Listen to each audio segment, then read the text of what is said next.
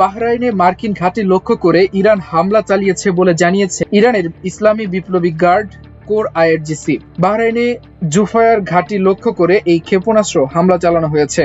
IRGC বলেছে কেসমের একটি পানির প্লান্টের উপর মার্কিন হামলার জবাব হিসেবে এই হামলা চালানো হয়েছে।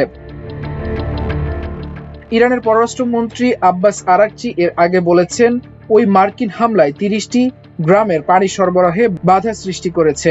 বাহরাইনের স্বরাষ্ট্র মন্ত্রণালয়ের সামাজিক যোগাযোগ মাধ্যম এক্সে বলেছে হামলার সময় সাইরেন বেজে উঠেছে। বাসিন্দাদের শান্ত থাকার এবং নিরাপদ আশ্রয় খুঁজে নেওয়ার আহ্বান জানিয়েছে। এদিকে মার্কিন হামলায় ইরানের ৪২ জাহাজ ধ্বংস হয়েছে বলে দাবি করছেন প্রেসিডেন্ট ডোনাল্ড ট্রাম্প। তিনি বলেন ইরানের উপর মার্কিন হামলায় দেশটির সামরিক সক্ষমতা উল্লেখযোগ্যভাবে ক্ষতিগ্রস্ত হয়েছে।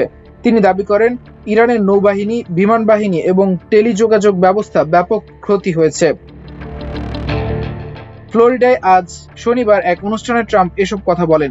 তিনি বলেন মার্কিন বাহিনী সাম্প্রতিক দিনগুলোতে ৪২টি ইরানি নৌযান ধ্বংস করেছে। দেশটির বিমান বাহিনীর সক্ষমতা ও টেলিযোগাযোগ ব্যবস্থার বেশিরভাগ অংশ ধ্বংস হয়েছে। ট্রাম্প বলেন শুরুতে মার্কিন হামলাগুলোতে ইরানের পারমাণবিক কর্মসূচির সঙ্গে সংশ্লিষ্ট স্থাপনাগুলিকে লক্ষ্যবস্তু করা হয়েছিল। তার দাবি সেই হামলাগুলো আগে তেহরান পারমাণবিক অস্ত্রের অধিকারী হওয়ার কাছাকাছি ছিল। ট্রাম্প দাবি করেন চলমান যুদ্ধে ইরানের বিরুদ্ধে অসাধারণ সাফল্য পেয়েছে যুক্তরাষ্ট্র।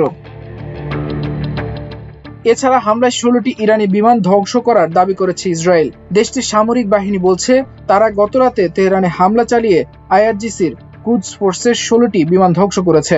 ইসরায়েলি বাহিনী এক বিবৃতিতে বলা হয় রাতভর তেহরান জুড়ে হামলা চালানো হয়।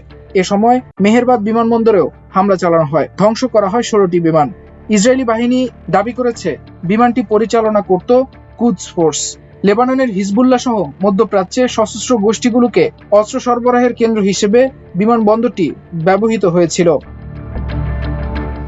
এই দাবিগুলি তাৎক্ষণিকভাবে যাচাই করা সম্ভব হয়নি।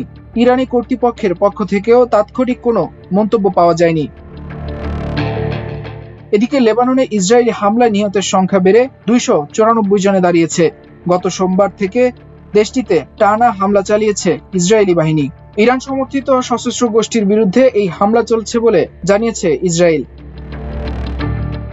লেবাননের স্বাস্থ্য মন্ত্রণালয়ের বরাত দিয়ে দেশটির রাষ্ট্রীয় বার্তা সংস্থা ন্যাশনাল নিউজ এজেন্সি জানিয়েছে গত সোমবার থেকে হামলায় ২৯৪ জন নিহত ও ১০২৩ জন আহত হয়েছেন। মাল্টিমিডিয়া ডেস্ক, আমার দেশ।